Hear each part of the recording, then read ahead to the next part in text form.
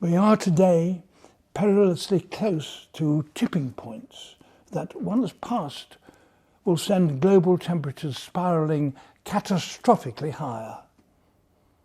If we continue on our current path, we will face the collapse of everything that gives us our security.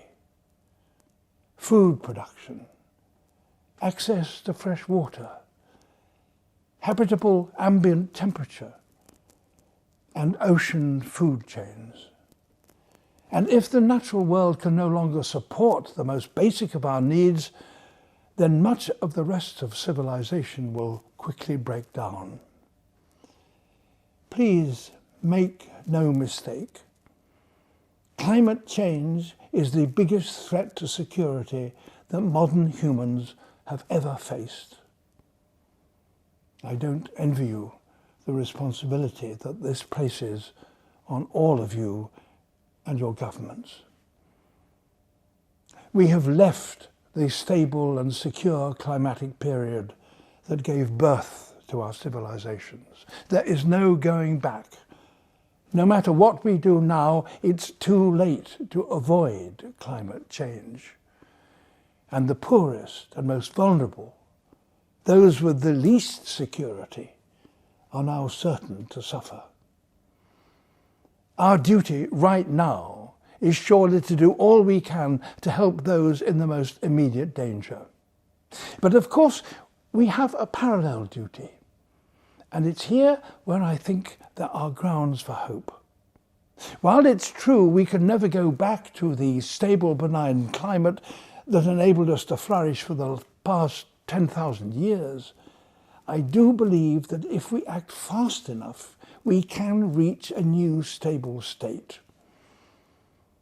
In November this year, at COP26 in Glasgow, we have what may be our last opportunity to make this step change.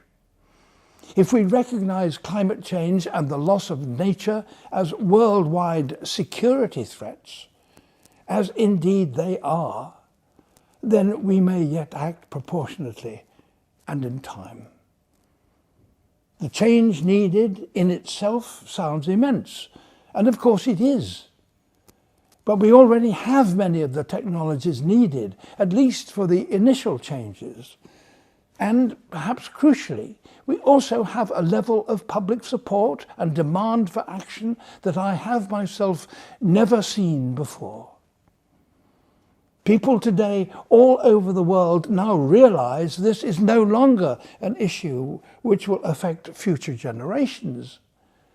It is people alive today, and in particular young people, who will live with the consequences of our actions. Politicians and business leaders know this too. Having seen how quickly and radically their societies and global activities were affected by COVID, it is now, sadly, easier to imagine some of the consequences of climate change. Perhaps the most significant lesson brought by these last 12 months has been that we are no longer separate nations, each best served by looking after its own needs and security. We are a single, truly global species, whose greatest threats are shared and whose security must ultimately come from acting together in the interests of us all. Climate change is a threat to global security that can only be dealt with by unparalleled levels of global cooperation.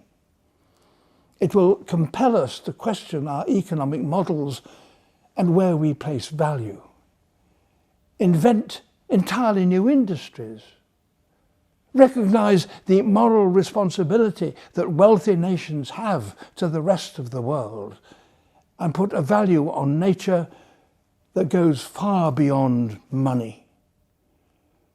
And through global cooperation, we may achieve far more than tackling climate change.